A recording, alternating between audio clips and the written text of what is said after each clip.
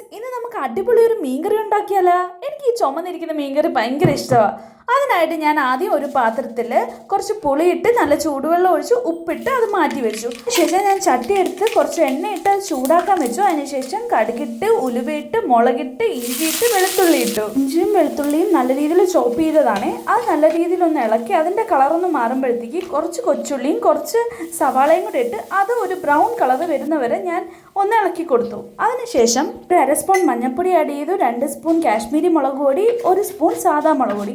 അതിൻ്റെ പച്ചമണം മാറുന്ന വരെ ഒന്ന് ഇളക്കി കൊടുക്കണേ. അതിനുശേഷം നമ്മൾ മാറ്റി വെച്ചിരുന്ന പുളിവെള്ളം അതിനകത്ത് ഇട്ട് കൊടുക്കണം. എനിക്ക് പുളി കിടക്കുന്നത് എനിക്ക് ഇഷ്ടമല്ലാത്തതുകൊണ്ട് ഞാൻ അത് ഇടുന്നില്ല. അതിനുശേഷം അത് നല്ല രീതിയിൽ തിളയ്ക്കുമ്പോഴേക്കും നമ്മൾ കട്ട് ചെയ്ത് വെച്ചിരിക്കുന്ന മീനും അതിനകത്തേക്ക് ആഡ് ചെയ്ത് കൊടുക്കണം. നമ്മൾ മീൻ ഏകദേശം കുക്ക് ചെയ്യാനെടുക്കുന്ന സമയം 7 to 8 മിനിറ്റാണ്. അങ്ങനെ ആ കരിമീൻ കറി റെഡി ആയിട്ടുണ്ട്.